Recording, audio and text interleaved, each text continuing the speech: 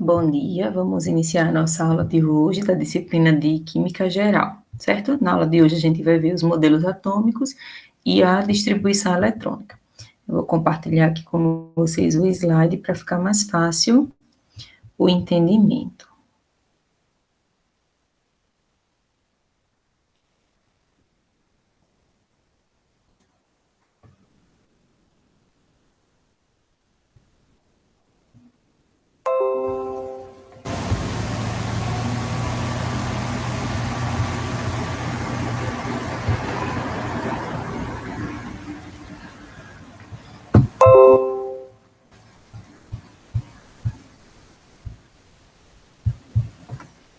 Vamos lá iniciar, certo? Modelos atômicos e o átomo e a distribuição eletrônica, é o que nós vamos ver na aula de hoje. Aí, lembrando o que a gente viu lá na primeira aula, conceito de matéria. Vocês lembram que a matéria pode ser uniforme ou não? Se a matéria não for uniforme, eu estou diante de uma mistura heterogênea, que é aquela mistura que tem mais de uma fase. Já se a matéria for uniforme, eu posso estar diante de uma substância pura ou de uma mistura homogênea. Qual é a diferença, né? Se for homogênea e tiver a mesma composição diante de toda a sua extensão, eu estou diante de uma substância pura. Já se a composição for variável, eu estou diante de uma mistura homogênea, que é uma solução, aquela que só apresenta uma fase. A substância pura, se ela pode ser reduzida a uma substância mais simples, eu estou diante de um elemento. Se ela não pode ser reduzida a uma substância mais simples, eu estou diante de um elemento químico. Já se ela pode ser reduzida, eu estou diante de um composto, certo? Então, esse diagramazinho, nós vimos lá na primeira aula, de forma bem detalhada. Só relembrando, para a gente dar início à aula de hoje. O que é que a gente vai ver na aula de hoje? Matéria e teoria atômica. Para que a gente estuda, né, a teoria atômica? Para entender a estrutura de um átomo e ver qual foi a evolução dos modelos atômicos. Qual o modelo atômico que é considerado atualmente, certo? Então, a gente precisa entender a estrutura atômica para poder entender como ela vai influenciar a propriedade da matéria. Então, vocês vão ver que as propriedades da matéria dependem da estrutura atômica. Aí, aqui, a evolução dos modelos atômicos. Eu vou mostrar para vocês desde do primeiro modelo, que foi considerado, até o modelo que é aceito hoje em dia. Os filósofos gregos Demócrito e Leucipo, cerca de 2.500 anos atrás, já postulavam que os objetos visíveis se compunham de minúsculas partículas, que eles chamaram de átomo, pois supunham essas partículas indivisíveis. Então, Demócrito e Leucipo já falaram em átomo, certo? Aí depois chegou Dalton, com o modelo dele. Foi que Dalton falou. Ele falou que a matéria é formada por átomos, que são partículas minúsculas, maciças, esféricas e indivisíveis. Aqui está o modelo de Dalton, certo? É o modelo da bola de bilhar.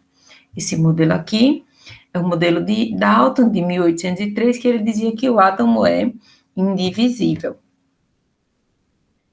Aí eu tenho depois de Dalton veio Thomson com o modelo dele. O que foi que ele disse?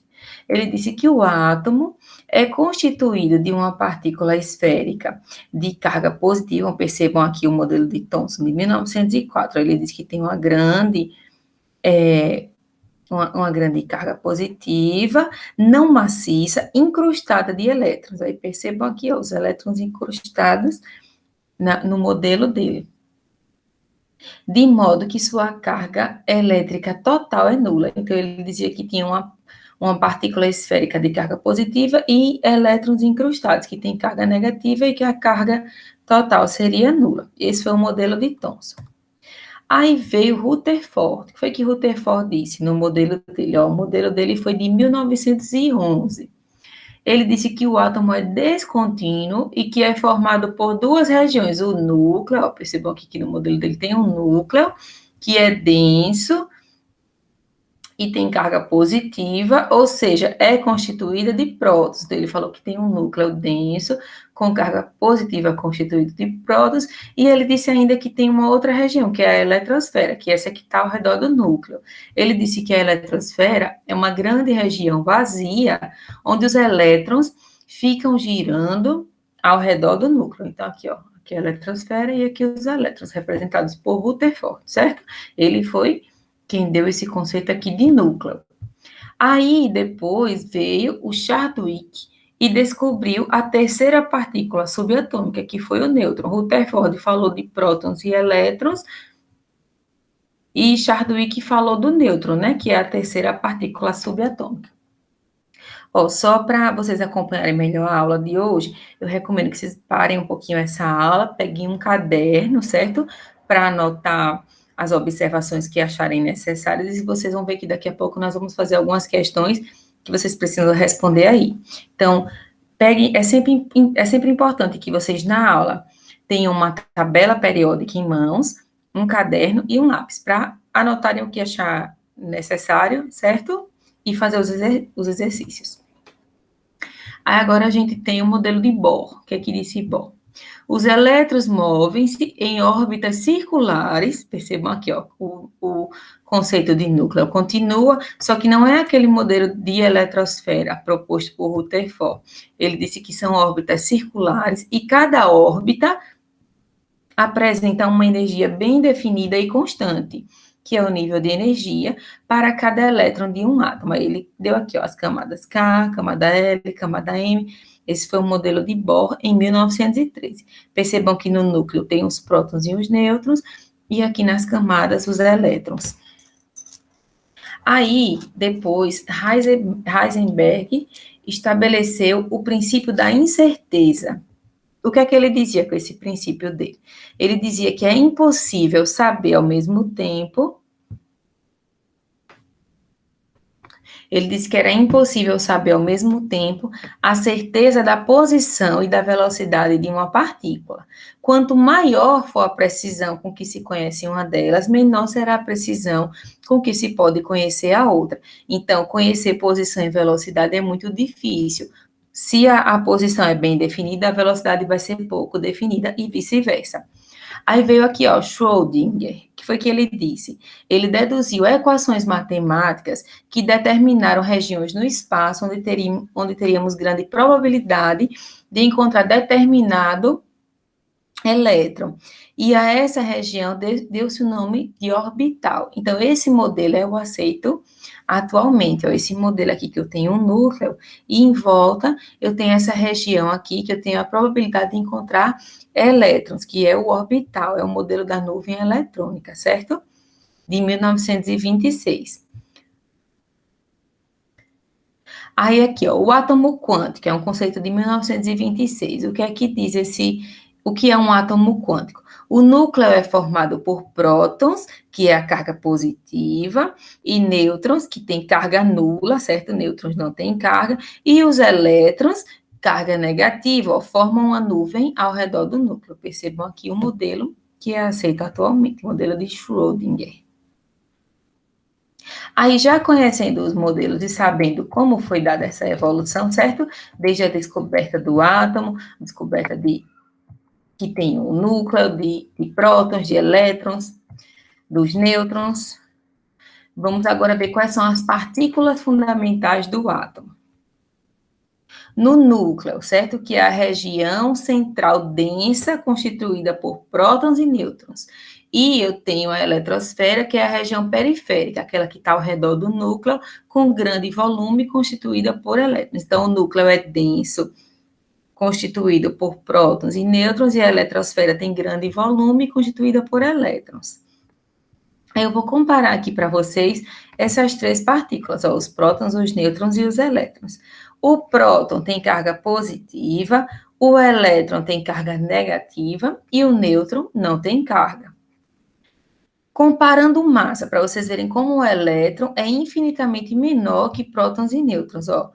O próton vai ter uma unidade de massa, nêutron vai ter uma unidade de massa, já o elétron, tem 1 sobre 1.840 unidades de massa. Então, ele é muito menor, 1.840 vezes menor que prótons e nêutrons. Por isso que o núcleo é bem denso e a eletrosfera tem um grande volume, certo? Aí aqui, o que é um átomo neutro e um íon? Qual é a diferença entre um e outro? Quando eu sei que quem tem carga são prótons e elétrons, certo? Os nêutrons não têm carga. Então, próton tem carga positiva, elétron tem carga negativa. Quando é que meu átomo é neutro? Quando o número de prótons é igual ao número de elétrons, porque as cargas se igualam e eu tenho uma carga zero no final. Aí é um átomo neutro. Um íon, eu estou diante de um íon quando essa carga final não é zero, quando o número de prótons é diferente do número de elétrons. Então, se eu tenho mais prótons, eu vou ter uma carga positiva, se eu tenho mais elétrons, eu vou ter uma carga negativa, certo? Agora vamos ver alguns conceitos que são importantes. Número atômico. Número atômico que a gente denomina Z. Número atômico é a mesma coisa do número de prótons, certo? Se vocês pegarem a tabela periódica, que eu pedi para vocês deixarem com ela em mãos, lá na tabela, ó, tem o meu elemento aqui, ó, o elemento X, aqui embaixo tem Z, que é o número de prótons, e aqui em cima tem o A, que é o número de massa. O que é esse número de massa? É o número de prótons mais o número de nêutrons. Vocês lembram que quem tem massa considerável são prótons e nêutrons? Então, o número de massa é a soma de número de prótons mais número de nêutrons. Ou A é igual a prótons mais nêutrons. Então, olhando na tabela, por exemplo, o elemento oxigênio. Se vocês forem lá, ó, aqui é o símbolo do elemento. O oxigênio tem símbolo O. Aqui em cima eu tenho o número de massa do oxigênio, que é 16. E aqui embaixo eu tenho o número de prótons. O oxigênio tem 8 prótons, certo? Para o sódio, se vocês pegarem lá a tabela, para o elemento neutro, sódio, o átomo neutro aqui, sódio. Eu sei que o número de prótons é 11, então se o número de prótons é 11, o número atômico, consequentemente, é 11, certo? Aí eu fui lá na tabela e vi que o número de massa é 23, certo? Então, se o número de massa é 23 e o número de prótons é 11, ó, considerando aqui que massa é prótons mais nêutrons, eu sei que nêutrons vai ser massa menos o número atômico. Então, nêutrons é 12, porque 12 mais 11 vai me dar aqui o número de massa 23. E elétrons é 11, ó, o número de prótons e elétrons é igual, porque o meu átomo aqui é neutro, não tem nenhuma carga representada aqui no elemento sódio. Então, prótons 11, elétrons 11, porque ele é neutro, número de nêutrons é igual a 12, Z, que é o número atômico, é igual ao número de prótons, e o número de massa é 23, que é prótons mais nêutrons.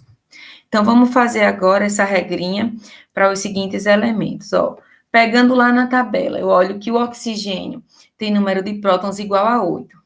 Se ele é neutro, percebam que não tem nenhuma carga aqui nele, ó, ele está neutro. Quando ele é um íon, aparece a carga na frente do elemento. Se não tem carga nenhuma, é porque eu sei que ele é neutro. Então, ele tem 8 prótons, consequentemente, ele tem 8 elétrons, já que ele é neutro. Então, se ele tem 8 prótons, o número atômico dele também é 8, que é igual ao número de prótons. Aí eu fui lá na tabela e vi que o número de massa dele é 16. Só que aí falta o número de nêutrons. Quem é o número de nêutrons? É o número de massa menos o número de prótons. Então, o número de nêutrons vai ser 8. Bem fácil, né?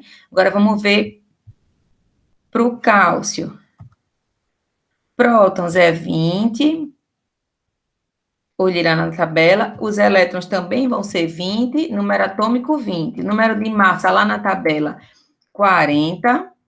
E os nêutrons vai ser massa menos prótons, que é 20. Aí agora o manganês, eu tenho prótons 25, aí elétrons 25 também, né?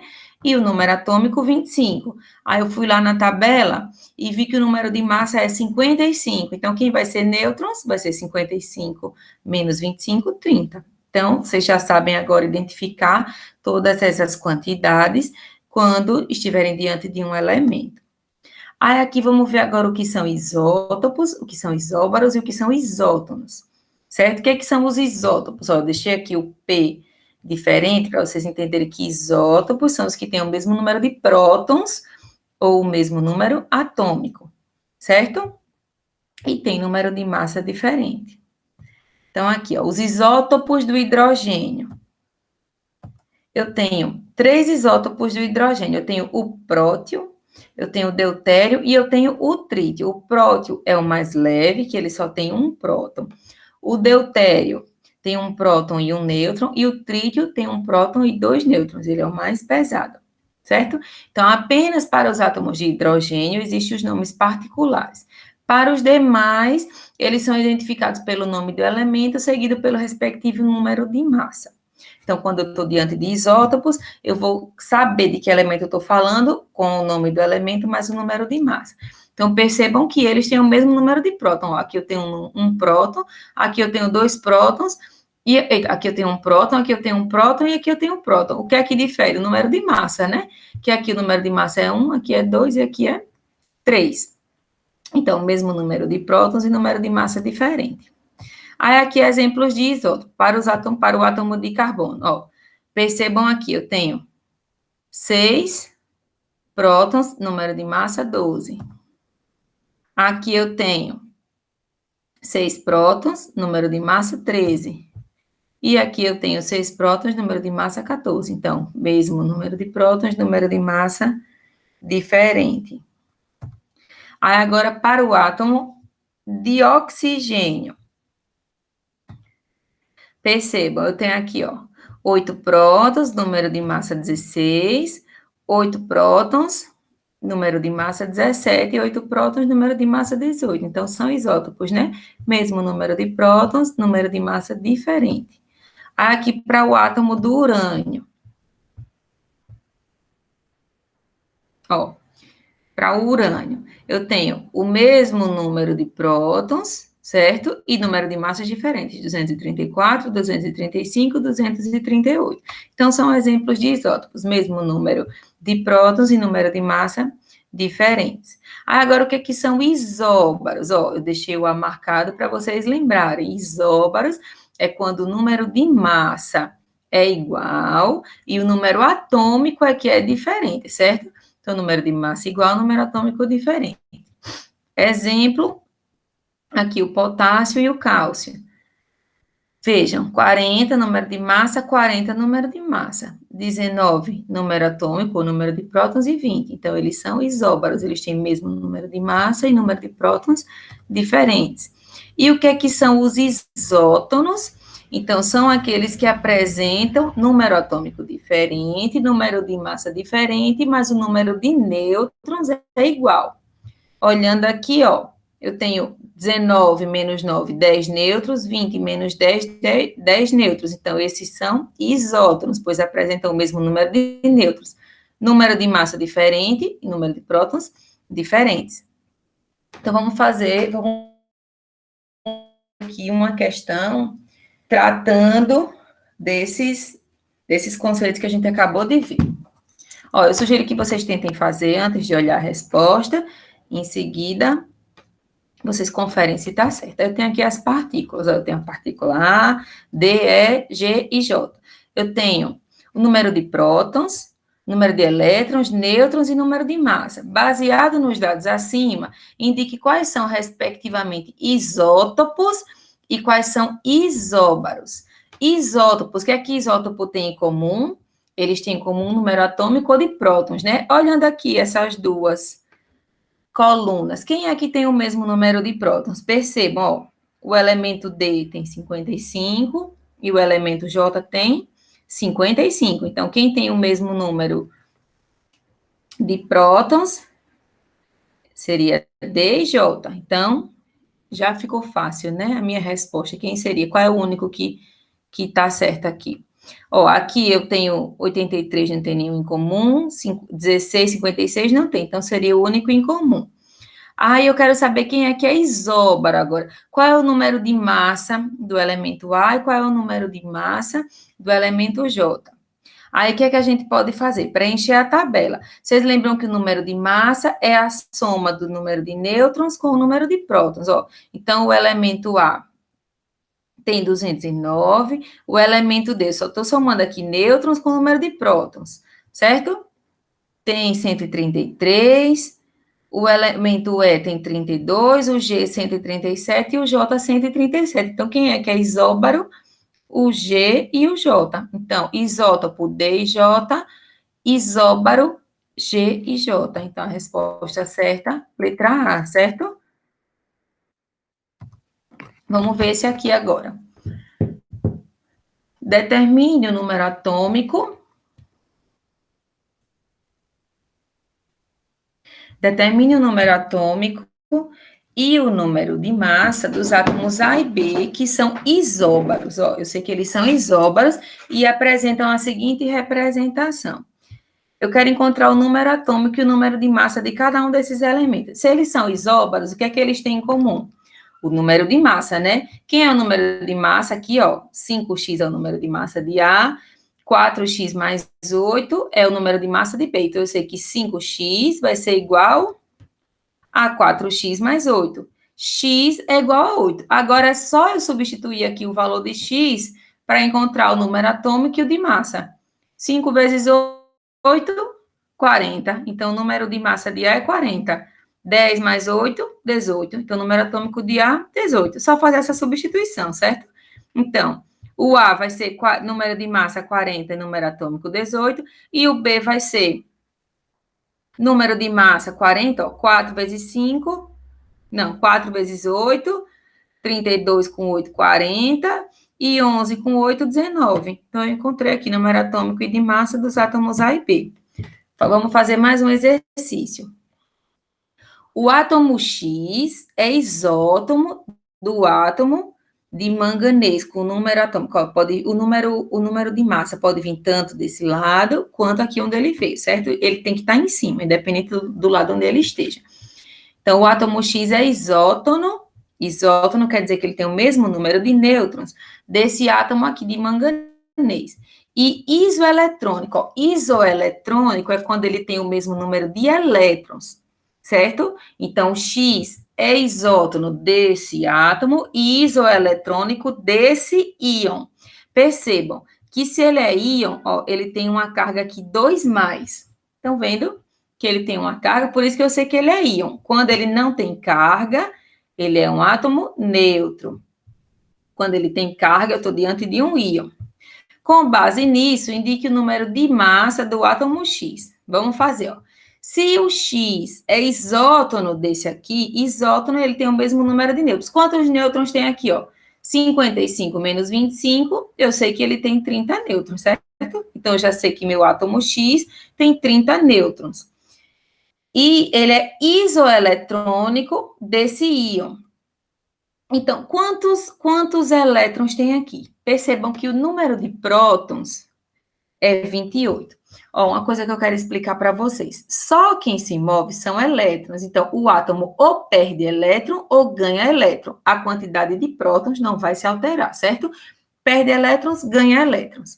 Então, se o elétron tem carga negativa. Então, se um átomo ganha elétron, ele vai se tornar um íon com carga negativa. Se ele perde elétron, o elétron tem carga negativa. Então, se ele perde elétron, ele vai ficar com carga positiva, porque ele vai ter mais prótons do que elétrons. Então, ganha elétron, carga negativa, perde elétron, carga positiva. Então, aqui, ó, ele tinha 28, ele tinha prótons 28, certo? Se ele fosse um átomo neutro, ele teria 28 elétrons, só que ele é um íon, e ele tem carga 2+. Se a carga é positiva, quer dizer que ele perdeu 2 elétrons. Então, se ele teria 28, mas ele perdeu 2, então ele tem 26 elétrons. Então, vejam bem, o átomo X tem 30 nêutrons e ele tem 26 elétrons, porque ele é isoeletrônico desse íon aqui. Esse íon, ele teria 28 se ele fosse neutro, mas como ele perdeu 2, ele tem 26 elétrons. Como o átomo X é neutro, se ele tem 26 elétrons, ele também vai ter 26 prótons, certo? Quem é neutro tem prótons igual a elétrons. Então, eu sei que ele tem 26 prótons e 30 nêutrons. Então, quem é o número de massa de um elemento? O número de massa, lembram que só quem tem massa significativa é quem está no núcleo. Quem é que está no núcleo? São prótons e são nêutrons. Então, os nêutrons eu já descobri aqui que são 30 e os prótons eu descobri também que são 26. Então, o número de massa, 56. Resposta certa, a letra A. Recomendo que vocês tentem fazer sem olhar a resposta para fixar bem o assunto.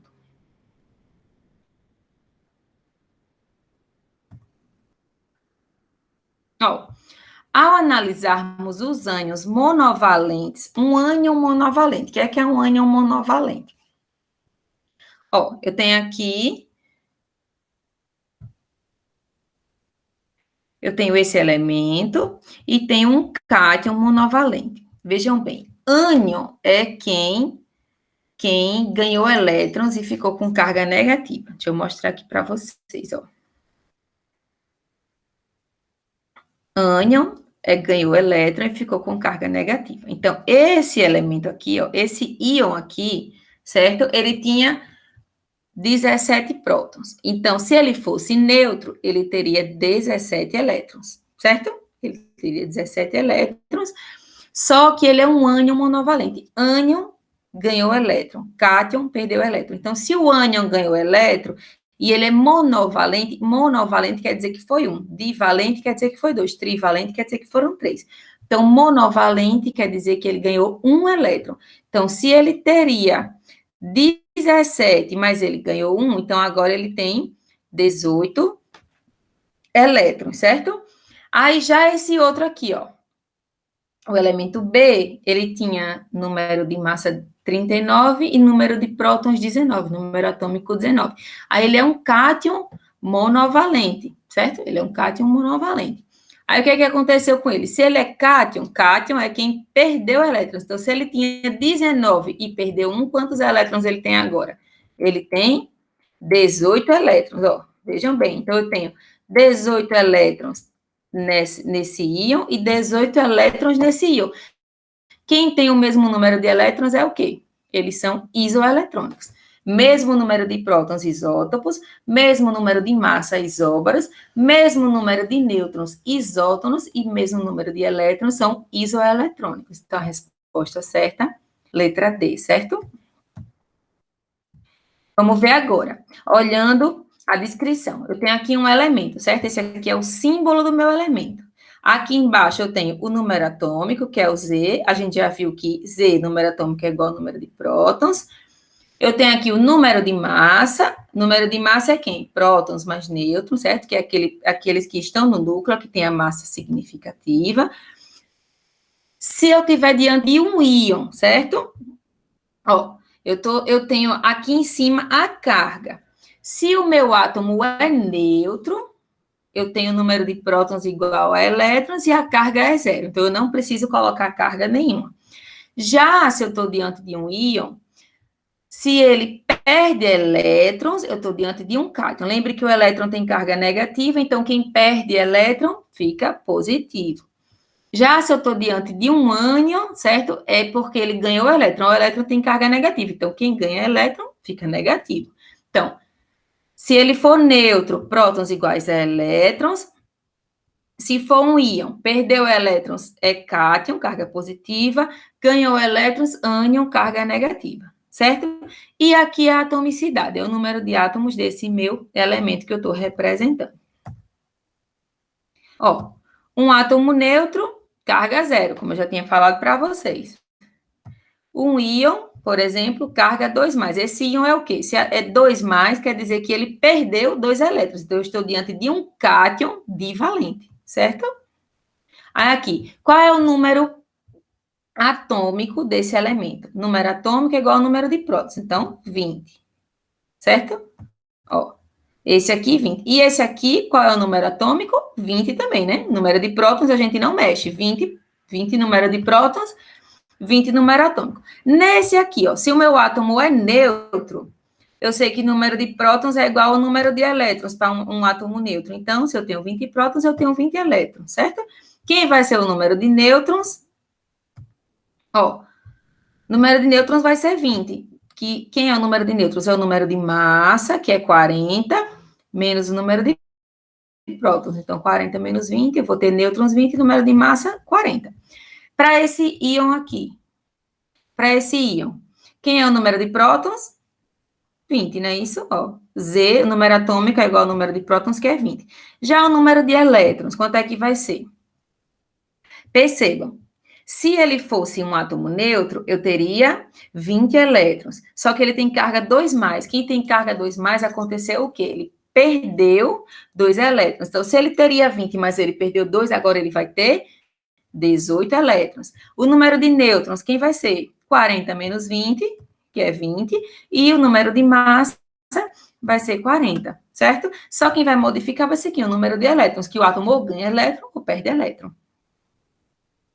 Ó, percebam que o que mudou entre eles foi o número de elétrons, certo?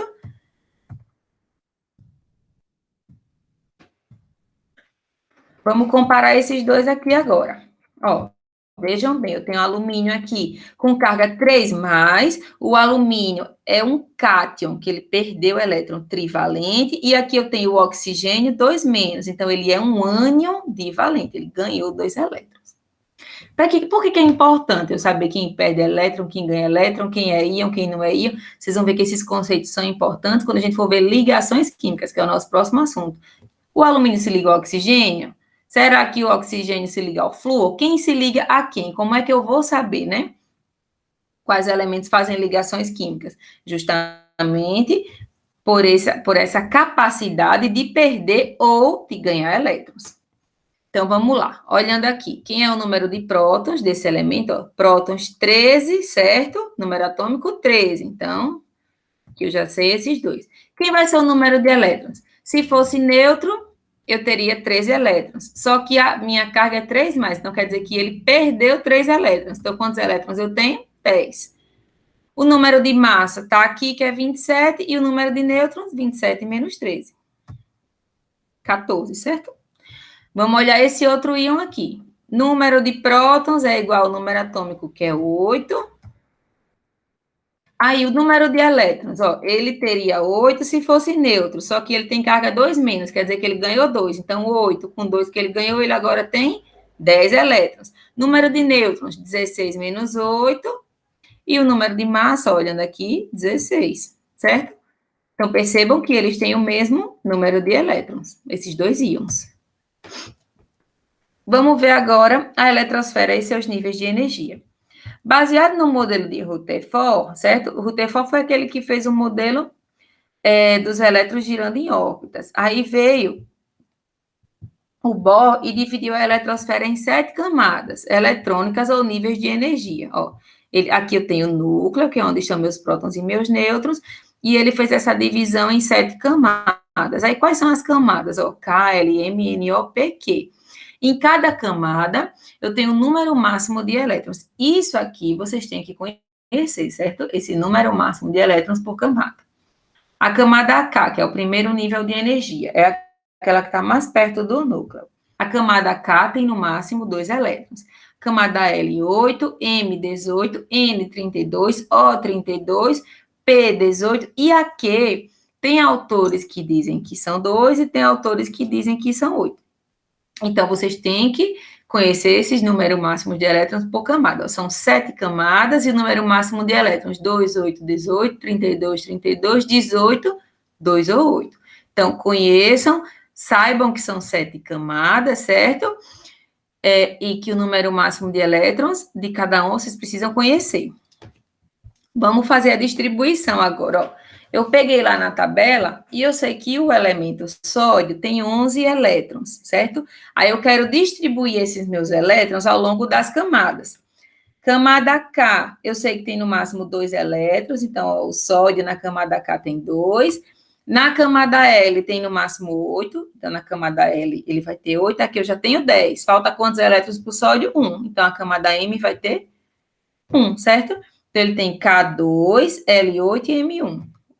Agora, para o cloro, eu vou distribuir os 17 elétrons dele ao longo das camadas, certo? Percebam que ele é neutro, por isso que ele tem o número de prótons igual ao número de elétrons. K2, que é o máximo, L8 e M7, para fazer os 17. Aí, o que é a camada de valência? Eu mostrei para vocês aqui, ó, que são 7 camadas, certo? Que estão ao redor do núcleo. Quem é a camada de valência? Camada de valência ou nível de valência é o nível mais externo. Isto é a última camada do átomo e pode contar no máximo com 8 elétrons. Então, o nível mais externo, ó, percebam que pode ter no máximo 8 elétrons. Essa daqui tem 1 e essa aqui tem 7. A camada externa pode ter no máximo 8. Camada de valência é o último nível de uma distribuição eletrônica. Normalmente, os elétrons pertencentes à camada de valência são os que participam de alguma ligação química. Então, ó, se o elemento sódio fosse fazer uma ligação química, quem faria a ligação seria esse elétron aqui, da última camada. Normalmente é assim. Já o cloro, se ele fosse fazer uma ligação, os últimos elétrons é que faziam a ligação, certo? Os que estão na camada de valência. Ó, subníveis ou subcamadas de energia. Nós já sabemos que são 7 camadas e o número máximo de elétrons em cada uma, certo? Aí essa camada ainda pode ser subdividida em subníveis. Os subníveis são S, P, D e F.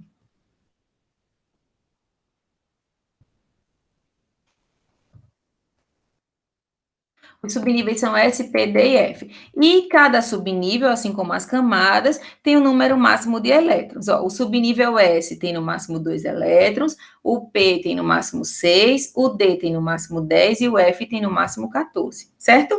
Aí agora vamos ver como é que a gente distribui os elétrons nesses subníveis, que é o que a gente chama de configuração eletrônica. É importantíssimo para realizar as ligações químicas. Então, eu recomendo que vocês aprendam como é feita essa distribuição. Não precisa decorar, basta aprender como é feita essa distribuição, certo? E lembrem que os subníveis são preenchidos em ordem crescente de energia. Ó, vamos lá, aprender sobre distribuição eletrônica. Com certeza, vocês já viram isso lá no ensino médio, certo? Vocês veem isso no primeiro ano do ensino médio, que é aquele tal do 1s2, 2s2. Vocês já viram isso? A gente vai relembrar, e eu vou ensinar a vocês uma maneira fácil de saber fazer essa distribuição. Vocês não precisam decorar a sequência, vocês precisam entender como é que é feita essa distribuição. Toda vez que vocês precisarem distribuir para fazer as ligações químicas, vai ficar mais fácil.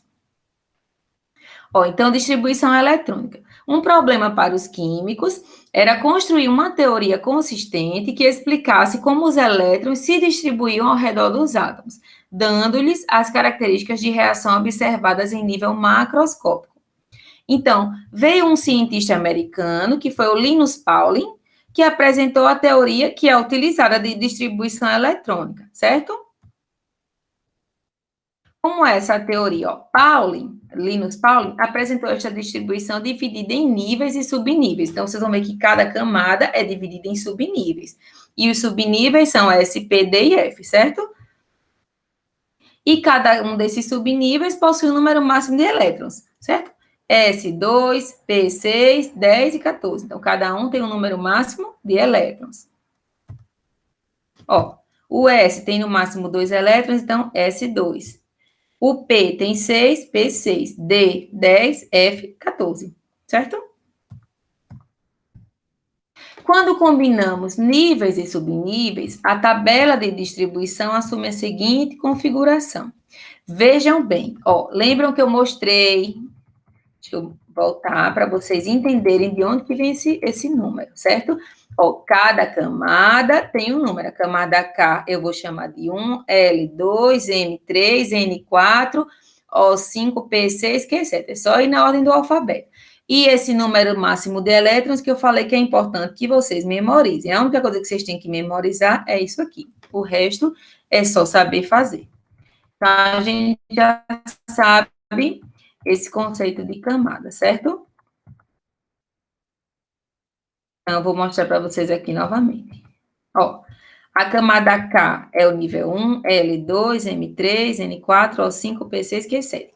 Quantos elétrons tem no máximo a camada K? Naquela tabela que eu acabei de mostrar, 2. Então, a camada K só comporta um S2. Ó, aqui são 2 elétrons. Esse 1 na frente quer dizer que é da camada K, e aqui S2 quer dizer que ela comporta 2 elétrons. Aí aqui, ó, a camada L tem no máximo 8. Esse 2 na frente quer dizer que é a segunda camada, que é a camada L. Aí eu vou distribuir os elétrons. Primeiro eu distribuo no subnível S, depois no subnível P, certo? Então, eu tenho 2S2, 2P6, para ficar com um total de 8. Aí a camada M, que é 3. Percebam que eu tenho 3 aqui na frente de todos, ó. Aí eu vou distribuir nos subníveis. Se ele tem no máximo 18, S2, P6, D10, para fazer 18.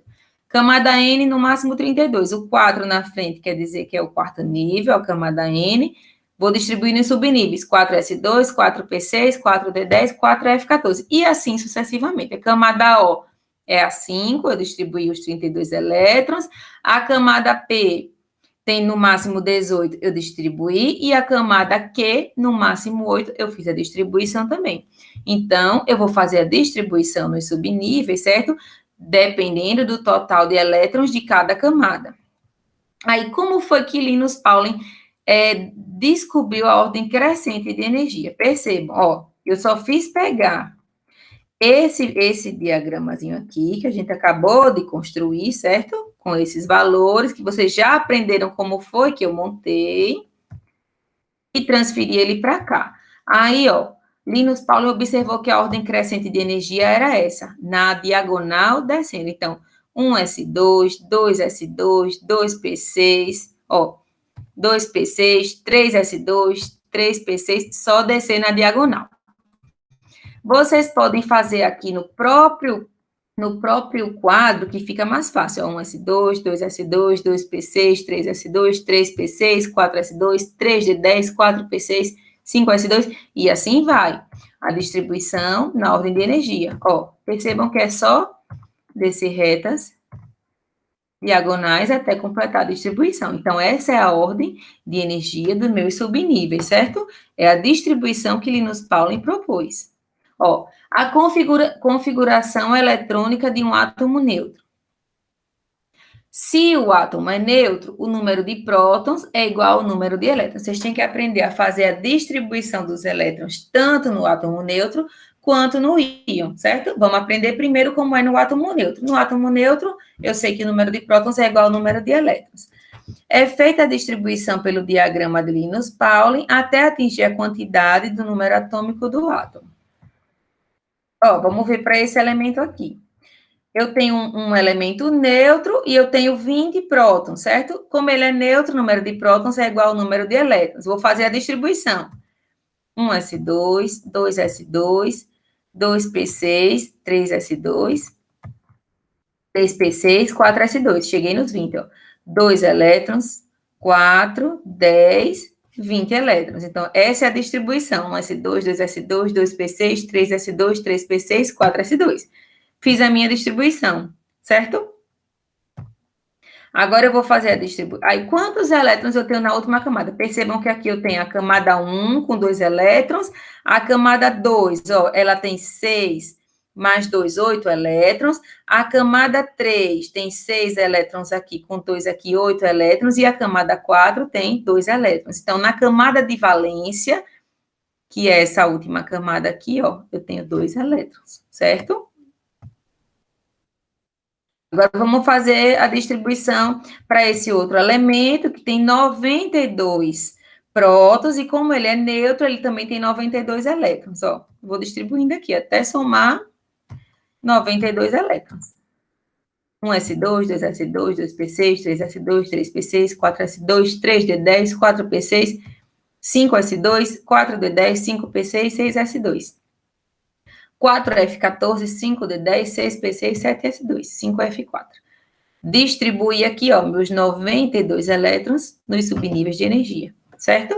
Então, para o átomo neutro é bem simples. Só ir distribuindo até somar os 92. Agora, para esse elemento, vou distribuir até somar 28. Pronto, somei 28 aqui. Percebam que o D terminaria em 3D10, só que aí eu teria 30, só que o meu elemento só tem 28 elétrons, então eu tenho que terminar em 3D8, certo? Eu vou fazer a distribuição e o meu último sempre vai ser para somar o que o elemento precisa. Vamos fazer do xenônio agora, mesma coisa, ó. Estou aqui distribuindo.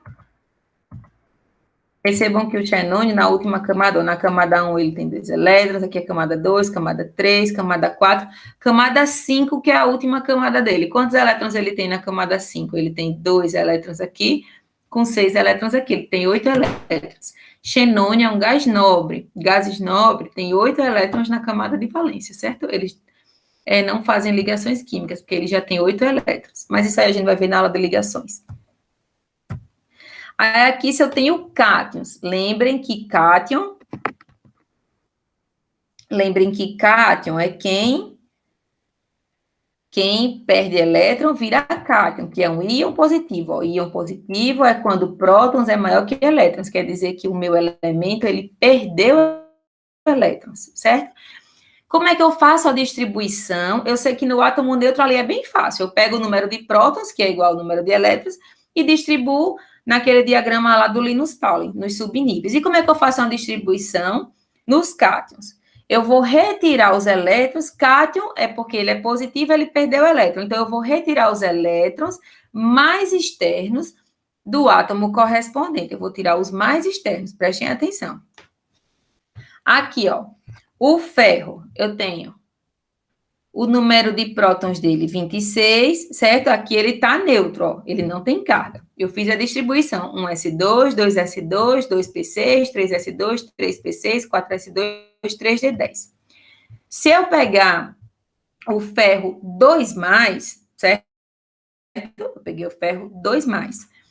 2+ quer dizer que ele perdeu 2 elétrons. De onde é que eu vou tirar esses elétrons? Da minha camada mais externa. Quem é a minha camada mais externa?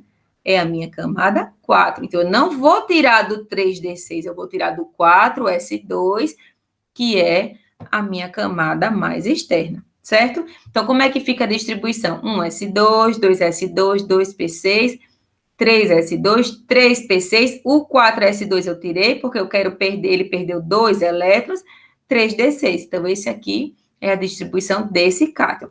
Eu vou retirar os elétrons mais externos, e não do último subnível, é da camada mais externa. Então, quem vai sair aqui, ó, é o 4s2. Vamos fazer essa distribuição aqui agora. Como é que eu faço? Primeiro, eu distribuo normalmente e vou tirar esses 2 elétrons da camada mais externa.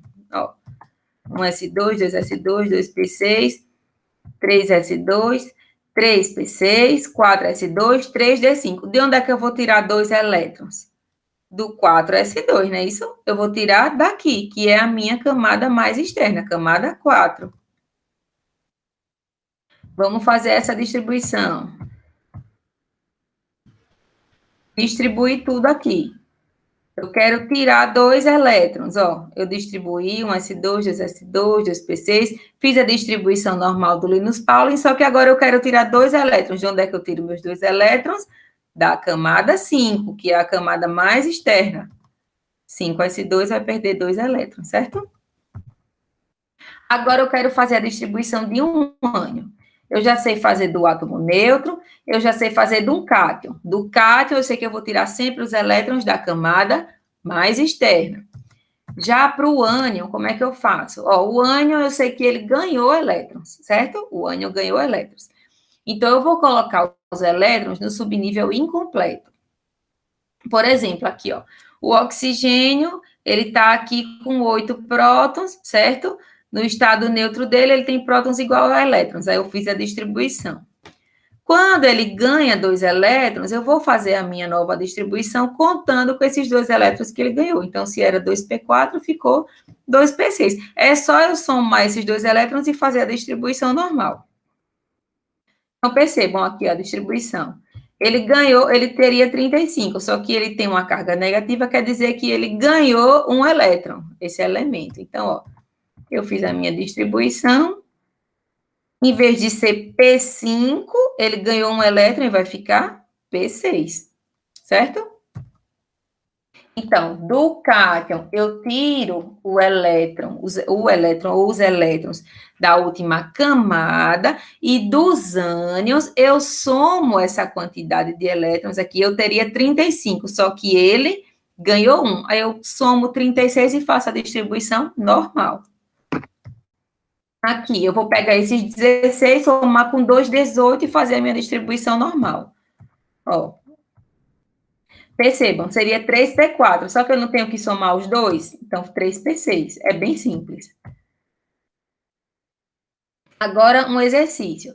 O número de elétrons em ordem de cada subnível do átomo estrôncio em ordem crescente de energia é a distribuição do Linus Pauling em ordem crescente de energia, não é isso?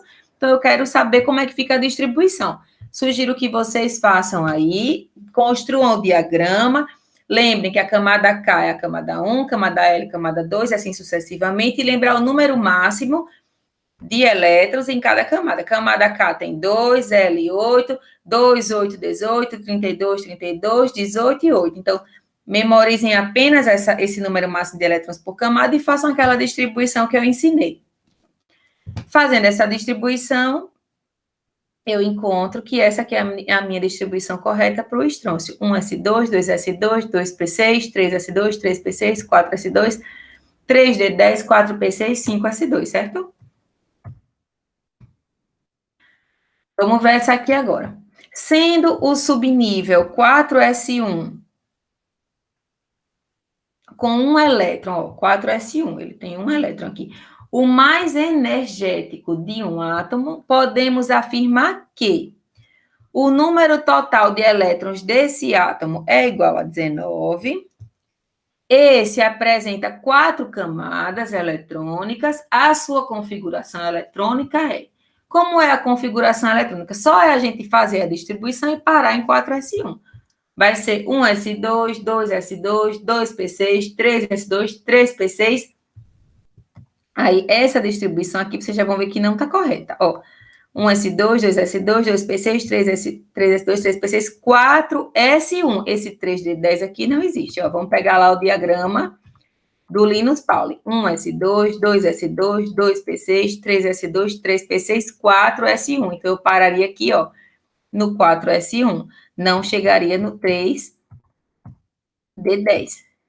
Então, essa configuração aqui não está correta, certo? Então, o item 3 eu já sei que é falso. Ele apresenta 4 camadas? Apresenta. Camada 1, camada 2, camada 3, camada 4.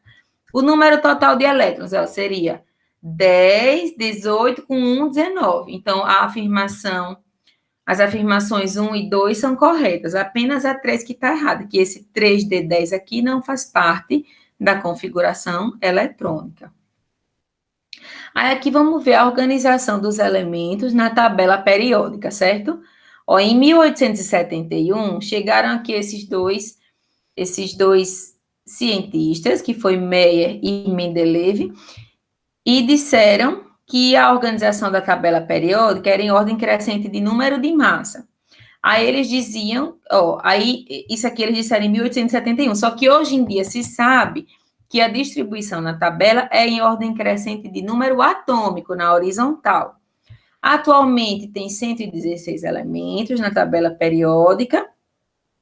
Na horizontal, eu tenho ordem crescente de número atômico. As propriedades físicas e químicas similares estão nos elementos que estão na mesma vertical, certo? Então, olhando aqui a tabela periódica, ó, na família 1A, percebam, eu tenho metais alcalinos, aqui em cima eu tenho hidrogênio, eu tenho metais alcalinos terrosos, da família 2A. A família 6A a gente chama de calcogênios, 7A eu chamo de halogênios, 8A são os gases nobres. Aqui embaixo eu tenho a série dos lantanídeos e dos actinídeos, que são, ó, aqui no meio da tabela, essas duas séries, toda essa série está contida nesse intervalo, e essa série aqui dos actinídeos está contida nesse intervalo aqui de baixo. E aqui são os metais de transição, que são os da família B, certo? Então, eu tenho essa nomenclatura da tabela periódica. As colunas chamam-se grupos ou famílias. Então, colunas eu chamo de família. Já as linhas eu chamo de períodos. Então, aqui eu tenho o primeiro período, segundo período, terceiro período, certo? As famílias apresentam o mesmo número de elétrons na camada de valência. Então, famílias têm o mesmo número de elétrons na última camada. E os elementos de um mesmo período possuem o mesmo número de camadas. Lembram que são 7 camadas? Eu tenho camada K, camada L, são 7 camadas. Cada uma dessas linhas aqui apresenta o mesmo número de camadas. Então, quem está aqui na primeira linha, no primeiro grupo, certo? Ele vai ter uma camada, esse aqui vai ter 2 camadas, 3 camadas e assim sucessivamente. E quem está na mesma família ou coluna apresenta o mesmo número de elétrons na última camada. Aí aqui na tabela, né, como eu tinha mostrado a vocês, ó, vocês pegam aqui a tabela, vocês observam que em cima, ó, aqui na minha tabela eu tenho o número atômico e aqui o peso atômico, certo? Ó, alguns dos grupos na tabela periódica recebem nomes especiais. Percebam que o valor que a gente usa quando está fazendo questão é o valor arredondado. Ó, se vocês pegarem o elemento potássio na tabela, o número atômico está bem certinho, 19. Ó, percebam que é em ordem crescente. Número atômico 1, número atômico 2, número atômico 3, certo? Número atômico aqui em ordem crescente na minha horizontal. E aqui embaixo do nome do elemento, no caso dessa tabela aqui, as tabelas podem ter um pouquinho de diferença na configuração, eu tenho o número de massa. Aí a gente vai arredondar o número de massa. Para esse elemento, por exemplo, é 39,0983. Se eu for trabalhar com cálculos, eu vou considerar 39, certo? Então, a gente arredonda para um número mais fácil de ser trabalhado.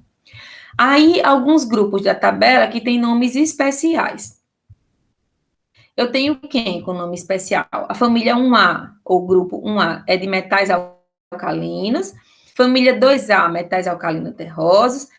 6A, calcogênios. 7A, halogênios. 8A, gases nobres. Aí, só para vocês entenderem algumas propriedades periódicas que são importantes. Ó, o caráter metálico. O que é o caráter metálico ou eletropositividade? É a tendência que um átomo tem para ceder elétron. Então, a eletropositividade é a tendência para doar elétron, para ceder elétron. Como é que ele aumenta na tabela? Ó, ele aumenta nesse sentido, da esquerda para a direita e de cima para baixo. Então, os elementos aqui, por exemplo, da família 1A, de cima para baixo, ele tem mais facilidade para ceder elétrons. E a mesma coisa da esquerda para a direita. Os da família 1A têm mais facilidade os dessa família aqui tem mais facilidade de ceder elétrons, certo? Então, facilidade de ceder elétrons aumenta dessa maneira, de cima para baixo, da esquerda para a direita. Eletronegatividade, que é a tendência para atrair elétrons. Ó, eletronegatividade diminui. Desculpa, eu acabei de falar errado. O caráter metálico de cima para baixo aumenta e da esquerda para a direita diminui, certo? Então, ele diminui nesse sentido, aumenta no sentido contrário. Já a eletronegatividade, de cima para baixo, ela diminui e da esquerda para a direita, ela aumenta. Eletronegatividade é a tendência para atrair elétrons. Vocês vão ver que isso aqui é importantíssimo na aula de ligações. Quem é que tem facilidade para ceder elétrons? Quem é que quer ganhar elétrons? Quem é que quer perder elétrons? Certo? Eu preciso conhecer esses conceitos para fazer as ligações químicas. Energia de ionização. O que é essa energia de ionização? A energia absorvida para se retirar um elétron de um átomo em seu estado isolado e gasoso. Então, a primeira energia de ionização diminui de cima para baixo e aumenta da esquerda para a direita. A eletroafinidade. Eletroafinidade é a energia liberada quando se adiciona um elétron a um átomo em seu estado isolado e gasoso. Como é que essa eletroafinidade aumenta? Ó, de cima para baixo ela diminui e da esquerda para a direita ela aumenta. E raio atômico é o tamanho do meu átomo, certo?